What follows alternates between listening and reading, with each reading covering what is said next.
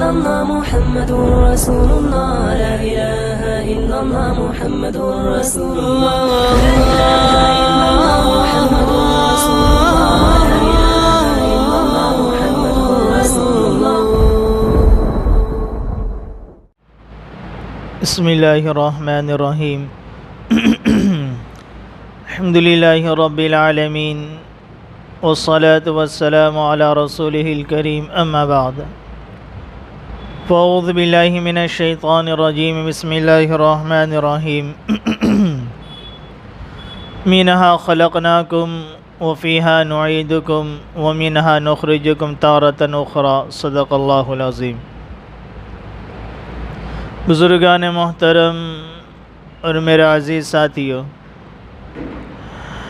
گزشتہ نماز جنازہ کے متعلق ہماری گفتگو اور ہمارے مسائل چل رہے تھے کہ نماز جنازہ پڑھنے کا طریقہ کیا ہے. تو سب سے پہلے نیت کرے کہ نماز جنازہ میں پڑھتا ہوں امام کے پیچھے 4 تکبیر کے ساتھ، پھر تکبیر کہتے ہوئے ہاتھ اٹھائیں گے، اللہ اکبر کہہ کر اپنے ہاتھوں کو باندھ لیں گے. نماز جنازہ میں 4 تکبیر ہوتی ہے. پہلی تکبیر کے بعد ثنا پڑھنی ہے، پھر دوسری تکبیر ہوگی ہاتھ اٹھائے بغیر اللہ اکبر کہنا ہے اور درود شریف پڑھنا ہے، اور تیسری تکبیر کے بعد دعا پڑھنی ہے، اور چوتھی تکبیر کے بعد کچھ پڑھنا نہیں، چوتھی تکبیر کے بعد سلام پھیر دینا ہے. بہت سے حضرات نماز جنازہ کے اس ترتیب میں تھوڑے آگے پیچھے ہوتے ہیں کہ ثنا کے بعد پہلے دعا پڑھے یا درود شریف پڑھے. کچھ لوگوں کو مشابہت لگ جاتی ہے، آگے پیچھے ہو جاتے ہیں. تو اس کے یاد رکھنے کا آسان طریقہ یہ ہے کہ ہم یہ سوچیں کہ اس پوری کائنات میں سب سے بڑی ذات اللہ رب العزت کی ذات ہے. تو سب سے پہلے تکبیر کے بعد اللہ تعالیٰ کی ہم ثنا کریں، اللہ تعالیٰ کی تعریف بیان کریں. اور اس کی جنازے کی دعا میں، جنازے کی ثنا میں ایک لفظ زیادہ ہے، سبحانک اللہم و بحمدک و تبارک اسمک و تعالی جدک و جل ثناؤک و لا الہ غیرک. اتنا لفظ زیادہ ہے. تو سب سے پہلی ذات اللہ رب العزت کی ذات ہے اس کائنات میں. تو پہلی تکبیر کے بعد اللہ تعالیٰ کی حمد، اس کی ثنا، اس کی تعریف کی جائے گی. پھر اللہ رب العزت کے بعد دوسرا نمبر اس کائنات میں ہمارے اور آپ کے جناب محمد صلی اللہ علیہ وسلم کی ذات گرامی ہے. اللہ کی حمد، اللہ کی ثنا کرنے کے بعد دوسری تکبیر کے بعد اللہ کے نبی علیہ السلام پر درود شریف بھیجا جائے گا. پھر تیسری تکبیر کے بعد اس مردے کے لیے، جنازے کے لیے دعا کرنی ہے. جنازے کی 3 دعائیں، بالغ مرد کی الگ ہے، نابالغ لڑکے کی الگ دعا، نابالغ لڑکی کی الگ دعا، اور بالغ مرد عورت دونوں کی ایک ہی دعا ہے. نابالغ لڑکے اور لڑکی میں صرف ضمیر کا فرق ہے. اگر لڑکا ہے تو اللہم اجعلہ لنا فرطا وجعلہ لنا اجرا وذخرا وجعلہ لنا اجرا ومشفعا. اللہم اجعلہ لنا فرطا وجعلہ لنا اجرا وذخرا وجعلہ لنا شافعا ومشفعا. اگر لڑکی ہے تو ہو کی جگہ پہ ہا استعمال کرنا، اللہم اجعلہ لنا فرطا، اور وہاں پہ شافعہ کی جگہ شافعا ومشفعا. یہ لڑکی میں اتنا سا فرق ہوگا. اور اگر بالغ مرد اور عورت ہے تو ان کی دعا ایک ہی، چاہے بالغ مرد ہو چاہے بالغ عورت ہو، اس کی دعا ایک ہی ہے. بڑی اچھی دعا ہے وہ. اس کا ترجمہ بھی ہمیں یاد رکھنا چاہیے، ہمارے ذہنوں میں اس کا ترجمہ بھی ہم یاد رکھیں. اور میں تو کہا کرتا اس دعا کو ہر نماز کے بعد بھی، اور اپنی انفرادی دعا میں بھی اس دعا کو مانگے اللہ تعالیٰ سے. کتنی جامع دعا ہے. اللہم اغفر لحینا ومیتنا وشاہدنا وغائبنا وصغیرنا وکبیرنا وذکرنا وانثانا. کیا آپ ترجمہ اس کا؟ اللہم اغفر لحینا ومیتنا، یا اللہ ہمارے زندوں کی بھی مغفرت فرما دے، ہمارے مردوں کی بھی مغفرت فرما دے. اللہم اغفر لحینا ومیتنا وشاہدنا وغائبنا. اللہ جو یہاں موجود ہے، شاہد ہے، موجود ہے، حاضر ہے، ان کی بھی مغفرت فرما دے، اور جو یہاں موجود نہیں ہے، غائب ہے، تو غائب کی بھی مغفرت فرما دے. وصغیرنا وکبیرنا، اللہ ہمارے چھوٹوں کی بھی مغفرت فرما دے، ہمارے بڑوں کی بھی مغفرت فرما دے، وذکرینا وانثانا، اللہ ہمارے مردوں کی بھی مغفرت فرما دے، ہماری عورتوں کی بھی مغفرت فرما دے، مرد عورت زندہ مردہ چھوٹے بڑے حاضر غائب تمام اس میں شامل ہو گئے۔ کتنی جامع دعا ہے۔ اس دعا کو صرف نماز تک محدود نہ رکھیں، بلکہ اگر ہم نماز کے بعد اللہ تعالیٰ سے دعا مانگ رہے ہیں یا انفرادی دعا مانگ رہے ہیں، ان دعاؤں میں اس دعا کو بھی شامل فرمائے۔ اس میں ہر ایک کو ہم اللہ تعالیٰ نے اللہ کے سامنے ہم شریک کر لیتے ہیں، اللہ زندہ مردہ حاضر غائب بڑے چھوٹے سب کی تو مغفرت فرما دے۔ اور آگے اس کے بعد والے جملے بھی بڑے جامع اور ماند ہیں۔ اللہم من احییتہ منا فاحیی علی الاسلام، یہ تو پوری زندگی دعا مانگتے رہنا چاہیے۔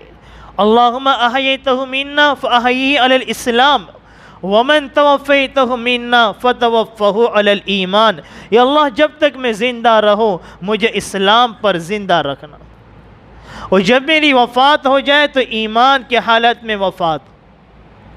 یہاں پر اسلام ایمان دو لفظ استعمال کیے، یہ نہیں کہا کہ اللہ جب تک میں زندہ رہوں مجھے ایمان پر زندہ رکھنا، جب تک میری موت ہو میری ایمان پر موت ہو، یا یہ بھی نہیں کہا کہ جب تک میں زندہ رہوں مجھے اسلام پر زندہ رکھنا اور میری موت ہو تو اسلام پر موت ہو۔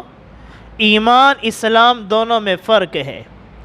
ایمان کا تعلق دل کے ساتھ ہے اور اسلام کا تعلق ظاہری اعضاء کے ساتھ ہے، اعمال جوارح کہ ظاہری اعمال کے ساتھ اس کا تعلق ہے، کہ نماز پڑھنا، روزہ رکھنا، زکوٰۃ ادا کرنا، جتنے اعمال ہیں وہ سب اسلام کہلاتے ہیں۔ اور ایمان کسے کہتے ہیں؟ اقرار باللسان اور تصدیق قلبی، زبان سے اللہ کے وحدانیت کی اقرار کرنا، نبی کی رسالت کی گواہی دینا، اور دل سے اللہ اس کے رسول کو سچ جاننا، قیامت پر ایمان رکھنا، جنت پر، جہنم پر، فرشتوں پر، رسولوں پر، کتابوں پر، اس کا تعلق دل کے ساتھ ہے۔ تو زندگی میں اسلام کی ضرورت پڑتی ہے کہ اعمال کی ضرورت پڑتی ہے، نماز ہے، روزہ ہے، قرآن کی تلاوت ہے، ذکر و اذکار ہے، اسلام کی ضرورت ہے ایمان کے ساتھ ساتھ۔ لیکن موت واقع ہو جائے تو اس وقت اسلام بھی ہو لیکن ایمان نہ ہو، آدمی عمل بھی کر رہا ہے، زبان پر وہ ضرور شریف بھی پڑھ رہا ہے، ذکر بھی کر رہا ہے، قرآن کی تلاوت بھی کر رہا ہے، کوئی اور بھی عمل ہے، لیکن اس کا ایمان نہیں ہے تو وہ انسان کفر کی حالت میں اس کی موت واقع ہوگی۔ اس لیے موت کے وقت ایمان کی اشد ضرورت ہے۔ اس لیے فرمائے اللہم من احییتہ منا فاحیی علی الاسلام، یا اللہ جب تک میں زندہ رہوں مجھے اسلام پر زندہ رکھنا، اور جب میری وفات ہو جائے میری موت واقع ہو میری ایمان کی حالت میں میری موت واقع ہو۔ کتنی بہترین دعا ہے۔ انبیاء علیہ السلام بھی دعا مانگتے تھے، انت ولینا فی الدنیا والآخرہ توفنی مسلما والحقنی بالصالحین، کہ اللہ تعالیٰ کے نبی دعا مانگ رہے کہ تو ہمارا ولی ہے دنیا آخرت میں، توفنی مسلمہ، میری وفات ہو تو اسلام کی حالت میں ہو، مسلمان ہونے کی حالت میں ہو، اور تو مجھے نیک لوگ کے ساتھ مجھے شامل فرما دے۔ تو یہ جنازے کی دعا ہے۔ اب اگر کوئی شخص ایسا ہے جس کو نماز جنازے کی دعا یاد نہیں ہے تو اس دعا کے علاوہ کوئی اور بھی دعا اس کو قرآن کریم کی جو بھی دعا یاد ہے وہ دعا وہ پڑھ لے اور نماز میں شریک ہو جائے۔ اسی طریقے سے اگر ہم نماز جنازہ پڑھ رہے ہیں لیکن ہمیں پتہ ہی نہیں کہ یہ بالغ کا جنازہ ہے یا نابالغ کا جنازہ ہے، یا بالغ ہے نابالغ ہے، لڑکا ہے لڑکی، پتہ ہی نہیں، جیسے کہ عام طور پر یہاں تو عمومی طور پر ہمیں پتہ ہوتا ہے، لیکن یہ کیفیت حرمین شریفین میں پیش آتی ہے کہ وہاں تو ہر نماز کے بعد نماز جنازہ ہوتے ہیں، ہر نماز کے بعد نماز جنازہ۔ اب پڑھنے والے کو پتہ نہیں، اعلان تو کیا جاتا عربی میں لیکن پیچھے والوں کو پتہ نہیں کہ یہ کیا اعلان ہوا، کہ بالغ کا ہوا، نابالغ کا ہوا، مرد ہے عورت ہے، یا کسی اور نماز جنازہ شریک ہو گئی اور ہم کہیں سے گزر رہے ہیں نماز میں فوراً شریک ہو گئے اور ہمیں پتہ نہیں کہ یہ بالغ ہے یا نابالغ ہے۔ تو فقہاء کرام نے لکھا اس صورت میں یہ بالغ مرد کی جو دعا ہے اس دعا کو پڑھ لے، اللہم اغفر لحینا و میتنا، اس دعا کو پڑھ لے، اگر پتہ نہ ہو تو اسی دعا کو پڑھ لے۔ اسی طریقے سے ایک مسئلہ یہ بھی ہے کہ جنازوں کی صفوں کے متعلق کہ عام طور پر لوگ پوچھتے ہیں کہ جنازے کی صفیں کتنی ہونی چاہیے، کیا ہونی چاہیے؟ تو اس کے متعلق احادیث میں کہ حدیث پاک میں نبی کریم صلی اللہ علیہ وسلم نے ارشاد فرمایا جس میت مسلمان پر 3 صفیں مسلمانوں کی جنازے کی نماز ہو اور وہ اللہ تعالیٰ کے سامنے اس کے لیے مغفرت کی، جنت کی سفارش کرے، اللہ اس کے لیے سفارش کو واجب قرار دے دیتا ہے۔ اس لیے اس حدیث کو سامنے رکھ کر علماء کرام نے یہ مسئلہ بیان کیا ہے کہ مستحب اور بہتر یہ ہے کہ جنازے کی 3 صفیں لگائی جائے، اور یہاں تک علماء کرام نے لکھا اگرچہ تعداد کم ہو، اگرچہ 5 یا 6 افراد ہی کیوں نہ ہو، تبھی مستحب اور بہتر یہ ہے کہ 3 صفیں لگا لی جائے تاکہ اس حدیث کے ثواب میں شامل ہو جائے۔ اور اگر مجمع زیادہ ہے، کیا ہوا لمبائی میں، اگر لوگ زیادہ ہے تو اس بنا پر علماء کرام نے لکھا ہے کہ پھر 3 صف نہیں، اس کے زیادہ بھی بڑھا لے، لیکن طاق عدد کی رعایت کرنا یہاں بھی مستحب لکھا ہوا ہے کہ 5 صف بنا لے یا 7 صف کر لے، یہ مستحب۔ اگر مجمع زیادہ ہے تو 5 صفیں بنا لے، 7 صفیں بنا، طاق عدد کی رعایت کرنا مستحب لکھا ہوا ہے۔ اسی طریقے سے ایک اور مسئلہ میں آپ کو بتلا دوں، شاید آپ نے اس سے پہلے سنا نہیں ہوگا کہ جنازے کی جو صفیں لگتی ہے اس میں سب سے افضل صف وہ ہوتی جو سب سے آخر میں ہوتی ہے۔ دوسری نمازوں کی نماز جو ہم فرض نماز پڑھتے ہیں، وتری کی نماز رمضان میں پڑھتے ہیں یا تراویح کی نماز پڑھتے ہیں یا کوئی بھی نماز ہو، اس میں سب سے افضل پہلی صف ہوتی ہے کہ پہلی صف کی فضیلت ہے، لیکن جنازے کی نماز میں پہلی صف کی فضیلت نہیں ہے، جنازے کی نماز میں آخری صف کی فضیلت ہے، جو سب سے آخر میں صف میں ہوگا۔ حدیث میں باقاعدہ یہ روایت موجود ہے، اور اس کو سامنے رکھا علماء کرام نے، فقہ کرام نے، مفتیان کرام نے اپنے فتاویٰ میں اس مسئلے کو نقل کیا کہ جنازے کی نمازوں میں جنازے کی صف میں سب سے افضل صف، جیسے دیگر نمازوں میں اول صف افضل ہوتی ہے، جنازے کی نماز میں آخری صف افضل ہوتی ہے۔ اسی طریقے سے ایک بڑی کوتاہی ہمارے یہاں پر دیکھی جاتی ہے کہ جنازہ کھڑا، جنازہ تیار ہے، لوگ تیار ہے، پھر بھی لوگ مسجد سے نکل رہے ہیں، وضو کرتے ہوئے آ رہے ہیں۔ ہمیں پتہ، ہم گھر سے نکلے ہی جنازے میں شریک ہونے کے لیے، میت کے گھر کے پاس دیر تک بیٹھے رہے، اور اگر ہمارا وضو نہیں، اولاً تو ہونا یہ چاہیے تھا اگر ہم جنازے میں شریک ہو رہے اپنے گھر سے وضو کر کے نکلتے۔ اگر وضو کر کے نہ بھی نکلے، میت میں جنازے کے میت والے گھر کے پاس گئے تو جنازے سے پہلے ہم تھوڑا دیر جلدی مسجد میں چلے جائیں، وضو سے فارغ ہو جائے۔ ایک عام رواج ہمارے ہاں بنا ہوا ہے کہ بھئی صحیح جنازہ بھی سامنے، امام صاحب بھی سامنے، صفیں بھی لگی ہوئی ہے، اور تقریباً 5-10 منٹ انتظار کیا جا رہا ہے، ایک آ رہا ہے، 2 باقی ہے، 1 باقی ہے، ساری صفیں لگی ہوئی ہے، اور وہ ایک شخص کا انتظار کیا جا رہا ہے، پورا مجمع اس کا انتظار کر رہا ہے۔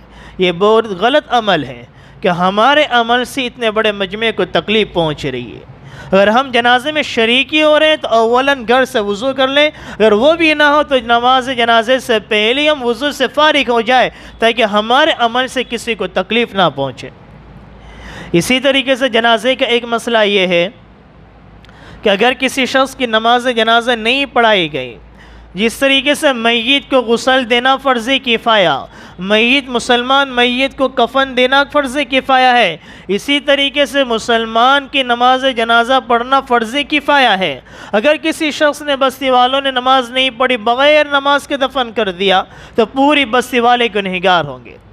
اب اگر کوئی علاقہ ایسا ہے کہ وہاں پر اس کے کوئی سفر میں یا اس طرح سے انتقال ہو گیا اور چند افراد ہیں، ان میں سے کسی کو جنازے پڑھنے کا طریقہ نہیں آتا، اس کو نیلا دھلا کے کفن پہنا کے اس کو ایسے ہی دفن کر دیا نماز جنازہ کے بغیر، تو علماء کرام، فقہ کرام فرماتے ہیں کہ اس پر میت کو دفن کرنے کے بعد کب تک اس پہ نماز جنازہ پڑھ سکتے ہیں؟ تو جب تک اس کی باڈی اندر جسم جو ہے، اس کی باڈی جو ہے اگر پھولی پھٹی نہ ہو تب تک اس پر نماز جنازہ پڑھی جا سکتی ہے۔ اب کتنے دن کے بعد قبر میں انسان کی باڈی پھٹ جاتی ہے، پھول جاتی ہے؟ علماء کرام فرماتے ہیں کہ وہ موسم کے اعتبار سے الگ الگ ہوتا ہے، اور ملک کے اعتبار سے، زمین کے اعتبار سے، وہ الگ الگ علاقے کے اعتبار سے الگ الگ دن ہوتے ہیں۔ ظاہر سی بات اگر موسم ٹھنڈا ہے تو وہاں پر باڈی زیادہ دن تک رہے گی، اگر موسم گرما ہے تو گرم ہے تو وہاں پہ باڈی جلدی ختم ہو جائے گی۔ اسی طریقے سے کوئی زمین ایسی ہے جو ٹھنڈی ہے، سرد علاقہ ہے، تو وہاں پہ باڈی زیادہ دیر تک رہے گی۔ تو یہ موسم کے اعتبار سے، زمین کے اعتبار سے، علاقے کے اعتبار سے، وہاں کے حالات کے اعتبار سے جانکار لوگوں سے پوچھا جائے کہ دفنانے کے بعد یہاں پر مردہ کب تک اپنی باڈی اس کی صحیح سالم رہتی ہے، اگر وہاں تک ہے تو اس اعتبار سے اس پر نماز جنازہ پڑھی جا سکتی ہے۔ اگر اس کے وقت زیادہ ہو گیا، اس کا جسم پھول گیا، پڑ گیا، اس کے بعد نماز جنازہ نہیں پڑھی جاتی۔ علماء کرام نے ایک واقعہ بیان کیا ہے، کتابوں میں ایک واقعہ لکھا ہوا ہے کہ ایک علاقے میں ایک شخص کا انتقال ہوا، وہاں پر کوئی بھی نہ حافظ تھا نہ عالم تھا، کسی کو نماز جنازہ طریقہ نہیں آتا تھا۔ اس کو نہلایا، دھلایا، کفن پہنایا، اور سفر کے جہاں سے لوگ قافلے گزرتے تھے، مسافر گزرتے تھے، وہاں وہ لوگ آ کے تھوڑی دیر کھڑے ہو جاتے تھے، انتظار کرتے کہ یہاں سے کوئی مسافر گزرے، کوئی قافلہ گزرے، اور اس میں کوئی حافظ ہو، کوئی عالم ہو تو اس سے نماز جنازہ پڑھا لے۔ اللہ کا کتنا بڑا احسان و کرم ہے، اللہ نے ہمارے ہر محلے میں حفاظ کرام کو ہمیں عطا فرمایا۔ ہمارے چاروں طرف علماء کرام کی جماعت موجود ہے، حفاظ کرام کی موجود ہے۔ جب ہمارے گھر میں بچہ پیدا ہوتا ہے تب یہی حفاظ کرام، علماء کرام ہمارے بچوں کے کانوں میں اذان دیتے ہیں۔ جب وہی بچہ ہمارا بالغ ہوتا ہے تو اس کا نکاح ہی ہمارے علاقے کے علماء کرام پڑھاتے ہیں۔ جب وہی بچہ جب بوڑھا ہوتا ہے، اس کی موت واقع ہوتی ہے، یہ ہمارا علماء کرام، حفاظ کرام اس کے نماز جنازہ پڑھاتے ہیں۔ یہ بچہ پیدا ہونے سے لے کر موت تک ہماری زندگی کا ہمارا ساتھ دیتے ہیں۔ اس سے بڑے ہمارے مشفق اور کون ہو سکتے ہیں؟ اس لیے ان کی قدردانی کی جائے، ان کو عزت اور محبت کی نظروں سے دیکھا جائے۔ آج ایک عام بات ہوتی ہے کہ ذرا سی کسی عالم سے، کسی حافظ سے کوئی عمل سرزد ہو گیا تو اس کو لوگ اس کے ایک کی وجہ سے پورے علماء کرام کو نشانہ بناتے ہیں اور خود اس کی ذات کو بھی نشانہ بناتے ہیں۔ ہم یہ سوچیں کہ وہ بھی انسان ہے، ہم بھی انسان ہیں، اس کے سینے میں بھی دل ہے، ہمارے سینے میں بھی دل ہے، اس کے ساتھ بھی شیطان لگا ہوا ہے، ہمارے ساتھ بھی شیطان لگا ہوا ہے، اس کے ساتھ تو بڑا شیطان لگا ہوا ہے۔ اگر اس نے بھی کوئی غلطی کر لی اس سے بھی گناہ ہو سکتا ہے۔ ہمارا نظریہ کیا ہے کہ علماء کرام، ہماری مسجد کا امام، ہمارے مقام کا عالم، ہمارے مقام کا حافظ، یہ تو فرشتہ ہونا چاہیے، اس سے کبھی بھی کوئی گناہ نہیں ہو سکتا۔ اگر اس نے کوئی گناہ کر لیا، اللہ اس کو تو موت سے پہلے گناہ کی توبہ کی توفیق دے دے گا اس گناہ سے، اور ہم نے اس کے پیچھے جو چرچا کرا، کہیں ایسا نہ اس کے چرچے کی وجہ سے ہم جہنم کے مستحق بن جائے۔ درمیان میں ایک واقعہ سنا دو۔ امام ابو یوسف رحمۃ اللہ علیہ، امام محمد رحمۃ اللہ علیہ، ان کے انتقال کے بعد کسی نے ان کو خواب میں دیکھا، پوچھا کہ آپ کے ساتھ کیا معاملہ ہوا؟ کہ اللہ تعالیٰ نے مجھے مغفرت فرما دی، اور کہا محمد اگر میں تیری مغفرت کرنا نہ چاہتا تو میں تجھے علم نہیں دیتا، میں نے علم تجھے اسی لیے دیا تھا میں تجھے بخش دوں، تیری مغفرت کر دوں۔ تو اللہ تعالیٰ کا کسی کو علم دیا ہی اس لیے کہ اللہ تعالیٰ اس کی مغفرت فرما دیں۔ تو وہ بھی انسان اگر کوئی گناہ ہو جائے، ان سے ہو سکتے ہیں اور ہوں گے، تو ہمیں اس پر صرف نظر کرنا چاہیے، نہ کہ اس کو پھیلانا چاہیے۔ خیر، میں یہ کہہ رہا تھا کہ ایک بستی والوں کا یہ نظام تھا، وہاں کوئی حافظ نہیں، کوئی عالم نہیں، نماز جنازہ پڑھنے کا طریقہ نہ معلوم ہے، نہ پڑھتے ہیں، نہ کسی کو آتی ہے۔ اب ایک شخص کا انتقال ہوا، انہوں نے اسی طرح سے اس کو غسل دیا، کفن دینا دیا، انتظار کر رہے۔ اب ایک شخص وہاں سے گزرا، لوگوں نے اسے کہا کہ بھئی ہمارے یہاں میت ہو گئی، آپ نماز جنازہ پڑھا دیجیے۔ وہ آیا، اس نے نماز جنازہ پڑھا دی، قبر میں اس کو اتارا تو وہی قبر میں اترا بھی، قبر میں اس کو رکھ بھی دیا، بند بھی کر دیا، اور دفنا کے وہ چلا گیا۔ پھر بعد میں کسی تھوڑے دن کے بعد پھر وہ واپس بستی میں آیا، اس نے کہا کہ بھئی یہاں سے گزر رہا تھا، نماز جنازہ پڑھائی، میرا قیمتی کاغذات تھے، جب میں قبر میں اترا تو وہ کاغذات قبر میں گر گئے، اور وہ قبر آپ لوگ کھول دو تاکہ میرے قیمتی کاغذات وہ کاغذات میں لے لو۔ تو انہوں نے کہا آپ کا تو بڑا احسان تھا ہم پر، ہم تو نماز جنازے کا طریقہ بھی نہیں جانتے، آپ نے نماز جنازہ پڑھائی۔ قبر کو کھولا گیا، وہ کفن بالکل سفید تھا، چمکدار خوشبودار اس کی قبر تھی۔ ان کو بڑا تعجب ہوا، اور سارے حضرات کو بڑا تعجب ہوا، وہ قیمتی کاغذات کو نکال لیا گیا۔ ان کے گھر گئے اور بتایا، پوچھا کہ بھئی ان کا ایسا عمل کیا تھا جس کی بنا پر قبر میں بھی ان کی اتنی چمکدار صاف ستھرا جسم ہے، کفن ہے، خوشبودار ہے؟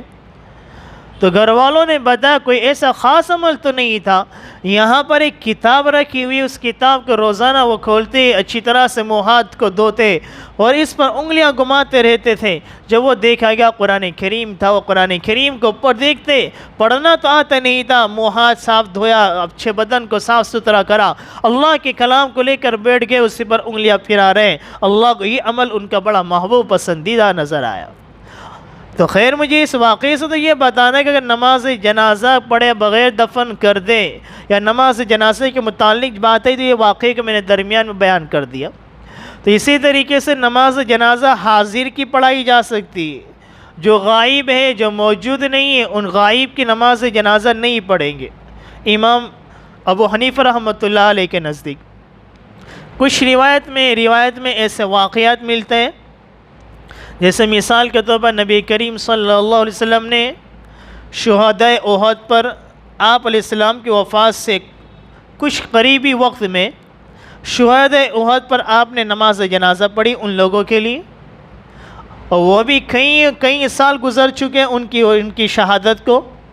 تو علماء کرام فرماتے ہیں یہ شہدائے احد جو ہے، احد کے شہداء، ان کی خصوصیت ہے، اور یہ عمل آپ علیہ السلام کے ساتھ خاص ہے، ورنہ عام لوگوں کے لیے غائبانہ نماز جنازہ یہ پڑھنا جائز نہیں۔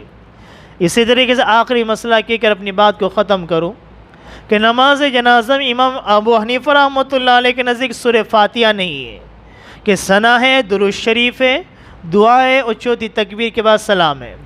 لیکن امام ابو حنیفہ رحمۃ اللہ علیہ کے علاوہ دوسرے امام حضرات ہیں، تو دو امام فرماتے ہیں کہ ان کے نزدیک سورہ فاتحہ بھی ہے، کہ وہ حضرات ثنا کے بعد سورہ فاتحہ بھی پڑھتے ہیں۔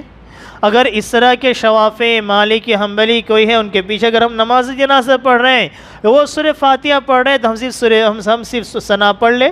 اگر ہم سورہ فاتحہ بھی پڑھ لیں تو اس میں کوئی ایک واجب اور حرام اور ناجائز کا مسئلہ نہیں کہ نہیں پڑھی جائے گی، اب پڑھیں گے تو پڑھنا جائز نہیں ہے۔ اگر ہم نے پڑھ لیا تو بھی کوئی حرج کے بات، لیکن امام صاحب کے نزدیک پڑھنا نہیں ہے۔ اگر کسی نے پڑھ لیا یا کسی اور امام کے پیچھے وہ نماز پڑھ رہا ہے، وہ پڑھ رہا ہے، تو اس کے پیچھے اس نے بھی پڑھ لیا، تب بھی کوئی حرج کی بات نہیں۔ اللہ تعالی ہم سب کو سمجھنے عمل کرنے کی توفیق عطا فرمائے، آمین۔ وما علینا الا البلاغ۔